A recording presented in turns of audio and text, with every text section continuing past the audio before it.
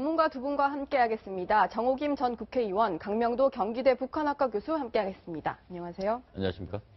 일단은 김정남이 어떤 것 때문에 숨졌는지가 좀 드러난 것 같은데, 이제 일단 신경작용제 VX가 검출됐다 이렇게 말레이시아 경찰이 밝혔습니다. 북한에서도 좀 다량 확보하고 있는 그런 독극물이죠? 아직까지는 VX 독가스는 북한이 암살 테러에 사용한 적이 없는 것으로 나와 있고요. 네. 최근에 우리 탈북민들이랑 아니면 황장엽 선생을 암살하기 위해서 파견됐던 공작조가 있지 않습니까? 그 암살 테러범들한테서 나온 독침이라든가 독권총을 보게 되면 브로마 네그스티민이라는 그 독을 사용했고요.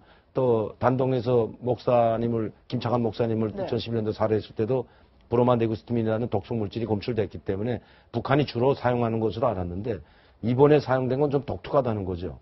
특히 VX라는 건 유엔에서 금지됐을 뿐만 아니라 상당히 강력한 가장 신경을 마비시키는 가스 중에서 독가스 중에서 가장 강력한 거로 나와 있지 않습니까? 네. 살인가스의 10배다 100배다 하는 이야기까지 있을 정도로 강력한데 네. 이런 독가스를 가지고 자기 친형을 죽였을 뿐만 아니라 그것을 공항에서 사용했기 때문에 북한이 무모성, 잔인함이 더 드러나지 않나 이렇게 보여집니다. 네. 지금 이제 VX 지금 현존하는 가장 강력한 독극물이다 그런 얘기가 나오고 있는데 일단 전문가 의견 한번 들어보겠습니다. 어느 정도의 물질이길래 이렇게 위험하다 그러는 건지 직접 들어보시겠습니다. 1995년에 오음 진리교에서 뿌렸던 가스가 있어요. 살인가스라는 거. VX가 살인보다도 독성이 훨씬 커요. 한 10배 정도. 흡입을 하면은 바로 폐에 들어가서 폐는 말단부에서 공기하고 혈관이 바로 접촉해버리지 않습니까? 좀 더 빨리 독성이 나타날 수가 있겠죠. 네, 마찬가지로 유엔에서도 금지하고 있는 지금 이 물질이 이 VX입니다. 그래서 네. 예전에 좀 쿠웨이트에서도 지금 이라크 사담 후세인이 쿠웨이트 쿠르드족을 학살할 때 사용했다. 그래서 있었죠. 네. 국제사회의 규탄, 지탄의 대상이었고요. 또 시리아에서는 주로 살인을 사용을 했지만 지금 북한과 시리아 간에 화학무기와 관련해서 협조한 정황도 지금 드러나고 있고요. 기존의 독침이 아닌 VX를 사용한 이유는 독침을 늘 사용해 왔으니까 자기네들 소행이라는 걸 좀 숨기고 싶었던 측면도 있고요.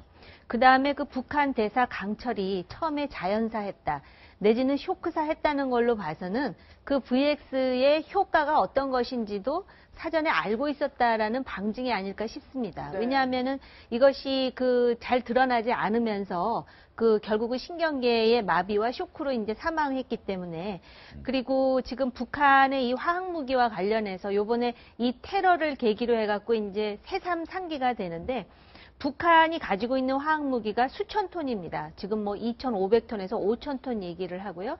지금 오늘 우리가 화학무기 얘기를 하지만 화학뿐만 아니라 세균무기도 있습니다. 세균무기가 13종이나 있거든요. 네. 투발 수단이 있습니다. 예를 든다면 로켓포라든지 장사정포로 그냥 휴전선에서 쏘면, 특히 화학무기 이 BX의 경우에는 서울의 1200만 명이 1시간 내로 사망할 수 있는 어마어마한 아주 끔찍한 이 화학무기를 자기 혈육인 백두혈통을 향해서 사용했다. 네. 이게 김정은 정권의 잔악상뿐만이 아니라 역설적이지만 백두혈통도 저런 식으로 죽을 수 있다.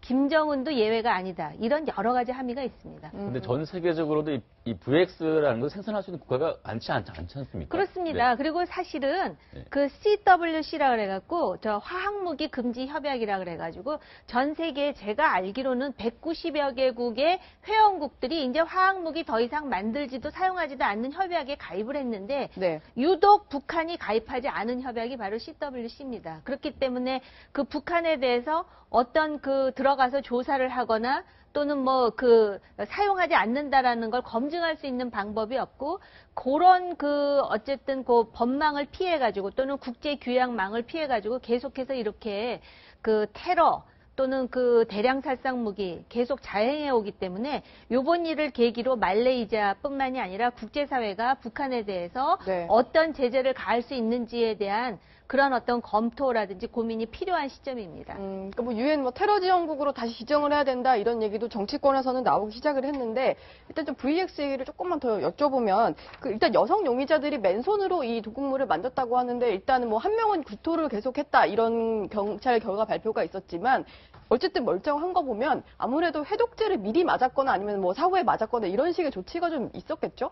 물론 아마 먼저 맞던가 또 무슨 해독제 약을 먹고 이제 했을 수 있다는 거죠. 그런데 네. 이제 VX 가스를 보면 후비가 하거나 폐로 들어가야지만이 이제 사망할 수 있고 중추신경을 마비실 수가 있기 때문에 네. 손에 발랐을 때 뭐 직접적으로 눈에 가져가거나 흡입을 하지 않으면 좀 괜찮은 물질이 아니냐. 그리고 네. 손에 발랐을 때 하고 스프레이를 뿌렸을 때는 공기 중에 유포되면 다른 사람들까지 이제 아마 죽기 때문에 더 치명상을 입을 수 있기 때문에 아마 북한이 이것도 다 치밀하게 타산하고 다른 사람들이 연속해서 쓰러져 나가면 이게 문제가 심각해지지 않습니까? 예. 그러니까 아마 손에다 바르고 위험하지만 그리고 북한이 잔악성을 항상 볼 때 보면요. 사용한 도구로 생각합니다. 이 암살범이나 그 용입한 이런 인도네시아나 네. 그 베트남 여성에 대해서는 그 생명 존중이라든가 무슨 이 사람의 인권이나 이런 건 가리지 않아요. 그리고 한 번 써먹은 도구로 생각하고 버린다고 생각하기 때문에 네. 그렇게 아주 무모하게 이 여성들을 이용해가지고 이 독가스를 손에 직접 피부에 묻혀가지고도 자기네 책임을 하나도 느끼지 않는. 자기 형을 죽이는 김정은이가 무슨 이런 것을 생각하겠습니까? 네. 네, 지금 최초의 사건 발생했을 때 북한 강철 주 말레이시아 대사는 자연사일 것이다 얘기를 했었고 남한이 기획한 지금 의도적인 공작이다 그 얘기를 했었는데 지금 점점 증거들은 북한을 좀 가리키고 있습니다. 근데 과연 이 청부살인이었냐? 단순 청부살인 또 아닌 것으로 지금 보여지고 있는데 지금 국회에서도 이 북한의 어느 조직이 이번 공작을 기획했는지 그 얘기가 나오고 있습니다. 직접 들어보시겠습니다. 이번 김정남 암살을 주도한 조직이 김정은에게 직보한다는 겁니다. 정찰 총국장이 김정은에게 직보하는 것처럼 이 자료연구소장이 바로 직보를 한다는 겁니다. 암살 총책은 김정은입니다. 리정철은 장비국 소속인데 독극물을 현지에서 제조해서 제공하는 역할이다. 왜냐하면 독극물을 비행기에 타고 가지고 다닐 수가 없으니까 레시피를 알려주면 현지에서 물질은 구할 수 있기 때문에 그 역할을 맡았다. 네, 애초에 이 사건이 발생했을 때 정찰 총국, 과거의 노동당 35호실이 작업을 했을 것이다. 그런 얘기를 했었는데 지금 또 새로운 기한이 또 나왔어요. 자료연구소라는 게 좀 등장을 했습니다. 네. 그래서 이 자료연구소라는 건 뭐 경찰청국이나 뭐 아니면 조선노동 자료연구소들은 다 아무 기관이나 가지고 있는 거고요. 자료연구소에서 직접 지시를 해서 했다고 보여지진 않습니다. 왜냐하면 자료연구소는 우리말 맞다라 뭐 문서보관소나 자료를 연구하는 이런 기관이기 때문에 직접 테러하는 이 경찰청, 제가 이미 무력부에 있었지만 경찰청국에는 1부부터 뭐 11부까지 부서가 있습니다. 담당 부서가 있고 그러면 일본 담당, 미국 담당, 한국 담당, 뭐 동남아시아 담당 이런 부서가 있기 때문에 그 부서의 그 공작원, 연락소 공작원들이 직접적으로 개입됐을 가능성이 상당히 높고요. 그리고 57세와 55세가 이제 오종길이라는 나이가 있는 사람들이 오지 않았습니까? 이런 사람들을 볼 때 일반 하부 조직 사람들은 아니다. 경찰청국에서는 상당히 중요 인물이 나와서 조직하고 집행하고 간 것 같은데요. 뭐 하태경 의견을 제가 그 이야기를 반박하는 게 아니고 자료연구소에서는 아마 이런 것들을 다 경찰청국에서 있던 그 지금까지 암살 테러 이런 것들을 종합해가지고 김정은한테 보고하는 역할은 할 수가 있다는 거죠. 네. 그러나 이 사람들이 뭐 파견하고 한 것 같지는 않습니다. 직접적으로 암살 테러에 관여하는 조직이 있습니다. 테러 분자들이. 그러니까 전체적으로 정찰총국이 모두 다 개입했다 보시는 게 맞을 것 같아요. 왜냐하면 네. 그전에 이제 작전부라는 거 있지 않습니까? 네. 오분열이가 작전부장 했는데 이 작전부가 원래는 테러 암살을 주도적으로 하는 그 중앙당 부서였는데 이게 통폐합이 되면서 경찰청국이 되면서 이게 합해졌죠. 그리고 오국열이는 거기서 물러나지 않았습니까? 네. 그러니까 이런 경찰청국이 되면서 테러 암살을 주도하는 부서들이 다 경찰청국에 소속돼 있다는 겁니다. 네. 그게 경찰청국장이 바로 김영철이 아니었습니까? 지금은 그렇죠. 노동당 비서로 가 있죠. 그래서 해외 정보국이 예전에 대외정보 조사과 네. 그렇죠? 예전에 그 김현희 씨 칼 폭파 사건을 주도했던 대외정보조사부죠. 예. 대외 조사부가 있는 실행하는 부서고 그리고 지금 주 말레이시아 주 북태평양 2등 서기관도 개입돼 있고 고려항공 쪽도 있다. 그런 얘기가 계속 나오고 있어요. 네. 그러니까 이제 이종철이는 이제 뭐 장기 체류를 위해서 작년 8월 달에 했지만 벌써 수년간 왔다 갔다 말레이시아에 파견 흔적이 있거든요. 네. 근데 완전 장기 체류를 해서 들어왔던 사람이 이종철이고 그리고 대사관 2등 소기관이던 사람이 지금 거론되지 않습니까? 네. 예. 북한에는 중요한 지역의 대사관마다 대외정보조사부라든가 옛날에 이제 통일전선사업부라든가 경찰청국 직원들이 다 나와 있어요. 거기에 있는 관계자들이 그 이제 정보공작조가 자기가 외교관의 탈을 쓰고 나와 있거든. 실제 제가 그걸 목격한 적도 있고 저희 부서에 있던 과장이 직접 독일 대사관 참사로 나가 있던 적이 있기 때문에 실제 파견 나갑니다. 이런 중요한 위치의 지역에 있는. 네. 그러니까 동남아시아 지역에서도 가장 큰 대사관 저는 말레이시아로 보고 있는데 활동이 또 그럼 왜 말레이시아가 있냐. 말레이시아는 유독 비자가 없이 들어갈 수 있는 나라가 맘대로 들어갈 수 있다는 거 아닙니까? 네. 이렇게 많은 사람들이 투입되고 하는 것도 비자가 없기 때문에 가능하다는 거죠. 그리고 말레이시아는 북한과 그 외교 관계가 깊고 친근하기 때문에 아마 이런 일이 벌어지게 되면 그래서 대사가 직접적으로 이 김정남이가 암살되자마자 바로 말레이시아 정부하고 접촉하지 않았습니까? 무마시키려고 했던 그러면 네. 어느 정도 협조하려고 해줄 거라고 착각하지 않았나 생각해 볼 수 있다는 거죠. 네. 근데 저기 일단 북한 대사관 2등 서기관이라고 하는 그 형광성 이 사람이 지금 북한 대사관 안에 피신을 해 있는 걸로 알려져 있는데 사실 뭐 현장에서 진두지휘를 한 뭐 김정은에게 뭐 지시를 받아서 했더라도 어쨌든 현장에서는 총책이라고 할 수가 있는데 이 사람을 대사관에서 숨겨놓고 어쨌든 뭐 이렇게 다른 이제 현장에서 잡힌 사람들은 또 입을 닫을 텐데 그러면 네. 이게 실제로 북한까지 이어지는 수사를 뭐 현지는 물론이고 국제사회가 할 수 있을까요? 어려울 것 같습니다. 왜냐하면 그동안에 우리가 이제 몇 가지 테러 사건을 보면은 저렇게 북한 짓이라는 거를 진짜 삼척 동자가 다 알 수 있어도 네. 본인들은 우리 짓이라고 한 번도 고백한 적이 없습니다. 그게 지금 뭐 1987년 8.58기 테러도 그랬고요. 김현이라는 존재가 있음에도 불구하고 계속해서 우긴 것 아닙니까? 또 83년에 아웅산 테러 사태에도 지금까지도 자기네 소행이라고 이야기하지 않습니다. 그리고 바로 몇 년 전에 천안함 폭침을 보십시오. 거기 네. 보면은 그 1번이라는 어뢰가 나왔지만 아직까지도 그 부정하고 있어갖고 유엔에서 솔직히 그 규탄 결의안을 작성을 하려고 그러는데 북한은 아니라 그러고 중국 사람들이 우리 보고 뭐라 그랬냐면 우리 외교관들한테 당신네들 국민 중에 20%는 북한 소행이 아니라고 하는 걸 우리 보고 어떻게 통과시키라 그러냐 해갖고 그 당시에 결의안이 통과되지 않고 의장 성명이라는 게 발표됐죠. 네. 그 의장 성명 보면 규탄한다라는 말은 있는데 누구를 규탄한다라는 목적어가 없는 아주 이상한 의장 성명이 통과가 됐거든요. 네. 마찬가지로 이번 사건은 누가 봐도 그리고 지금 그 말레이시아의 경찰에 지금 발표에 따르면 북한 소행이고 김정남을 죽이라고 지시할 사람이 김정은밖에 더 있겠습니까마는 본인들은 끝까지 우길 것이고 저 강철의 임무는 끝까지 다른 사람들이 다 헛소리라 하더라도 본인은 저렇게 거의 미친 짓에 가까운 그런 행동을 보이면서 아니라고 우길 가능성이 네. 매우 많습니다. 그렇기 때문에 이제 말레이 정부가 소위 이제 그 비자 면제 협정이라든지 또는 양국 간의 수교 문제라든지 이런 것에 대해서 얼마나 강한 정책을 내놓느냐 이걸 우리가 좀 주시할 필요가 있는 것이죠. 네. 네, 근데 이번 사건에서 지금 VX라는 지금 대량 살상 무기가 등장을 하면서 지금 말레이시아뿐 아니라 중국, 미국까지 좀 입장이 좀 강경해지고 있는 것 같습니다. 그래서 트럼프 같은 경우는 더 이상 김정은과 대화이 늦었다 얘기하면서 강경 얘기를 하고 있고요. 중국 역시도 기존에 좀 두둔하는 입장에서 좀 강경하게 좀 이례적으로 CCTV에서 이 보도까지 하면서 좀 새로운 양상으로 접어들고 있는데 국제 정세에 십상치가 않은 것 같습니다. 지금 이거 김정은은 심각한 입장 아니겠습니까? 뭐 미국이야 뭐 말할 것도 없죠. VX 가스가 뭐 도록이란 용어에서 나오면서 얼마나 그 위험한 가스인지 알고 있는데. 네. 근데 한 사람만 죽일 수 있는 양이 아니고 이게 수천 톤을 가지고 있다면 이건 화학 무기로서 이 가치보다 그러니까 핵무기보다 더 위험할 수 있는 게 바로 이런 화학 무기인데 이런 걸 수천 톤 가지고 있다는 데 대해서 다시 한번 경각심을 불러주실 것 같고요. 중국 같은 나라는 사실 중국 입장이 가장 곤욕스러울 것 같아요. 제가 봐도. 왜냐하면 수십 년간 약 한 20년간 그 김정남이는 중국에서 생활했던 영주권자입니다. 네. 그런데 거기서 이제 갖다 살해됐는데 가족이 아직 중국에 남아 있잖아요. 그럼 어떤 방식으로든 중국이 입장을 발표하던가 아니면 그 가족들을 보내달라고 하는데 안 보내줄 수도 없고 본인들이 가겠다면 중국 정부의 요구에서 가야 됩니다. 네. 말레이시아로 떠나려면 그러면 중국 정부가 어느 정도 공조가 말레이시아고 돼가지고 이 사람들을 김한선을 비롯한 김정남 가족을 보내야 되는데 네. 왜 시신 확인을 위해서는 DNA 그 채취가 필수적이라는 거 아닙니까? 그래야 김정남이라는 걸 지금 발표해야 되는데 그걸 못 하고 있잖아요. 예. 네.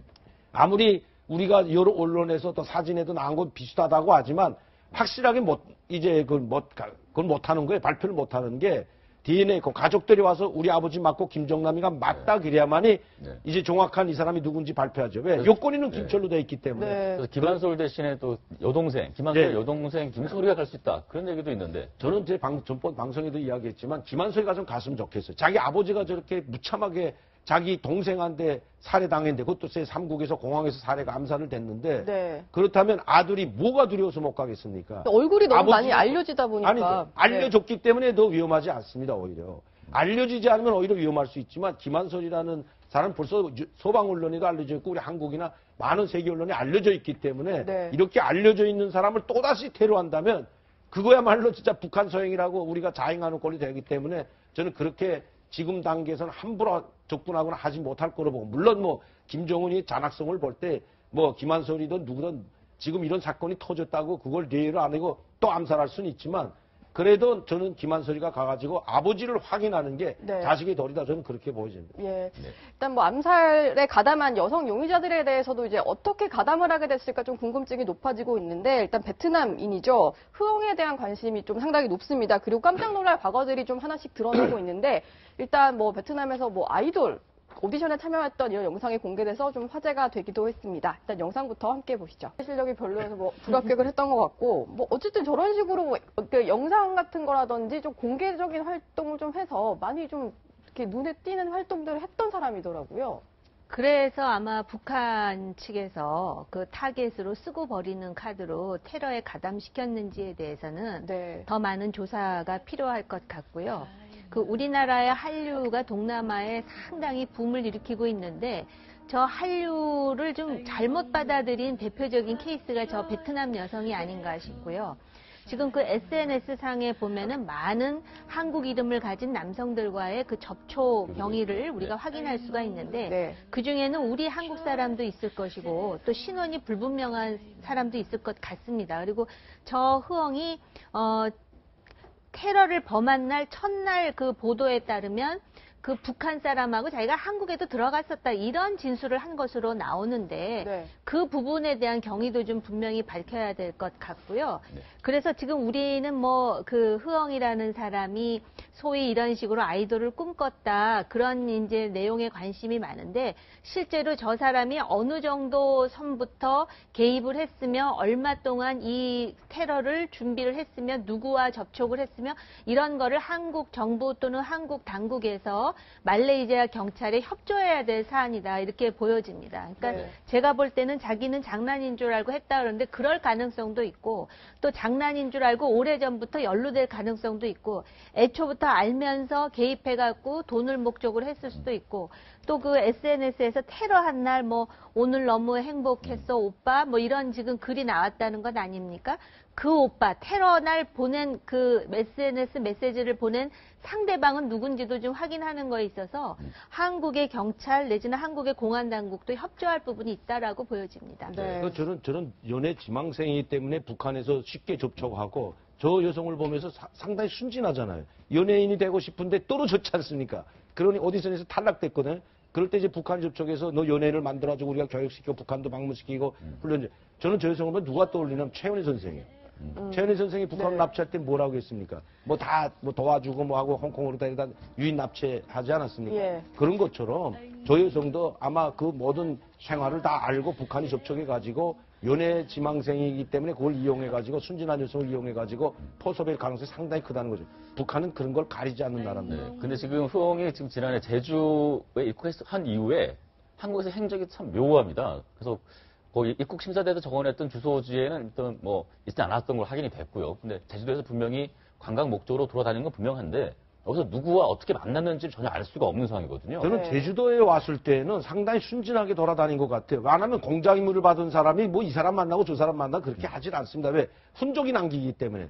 그러니까 저렇게 한류에 열광하다 보니까 북한 사람도 한국 사람으로 착각하거든요. 네. 북한이나 한국이나 뭐 외국 사람들은 야 너 뭐 북한, 남한 이렇게 물론 정치가거나 이제 좀 뭐 외교관 이런 건 갈라볼 수 있죠. 저는 순진한 일반 사람들은 북한이나 한국이나 한류를 다 같이 보고 있기 때문에 그러면 쉽게 빠질 수가 있다는 거죠. 네. 그러니까 한국에도 가봐서 한류에 열풍하다가 북한 사람들 쪽에서 너 연예인으로 키워주고 우리가 하겠다 하면 그 사람이 말하는 거 보면 한국 사람으로 보거든요. 한국 사람. 네. 뭐 북한 사람인지 한국 사람인지 이걸 따지질 않아요. 잘. 네. 외국인 일반 사람에 예. 한해서는. 그렇기 때문에 쉽게 넘어가지 않았나 이렇게도 볼 수 있다는 겁니다. 네. 알겠습니다. 뭐 강명도 교수님은 여기서 인사를 드리고 저희는 다음 주제로 넘어가도록 하겠습니다. 고맙습니다.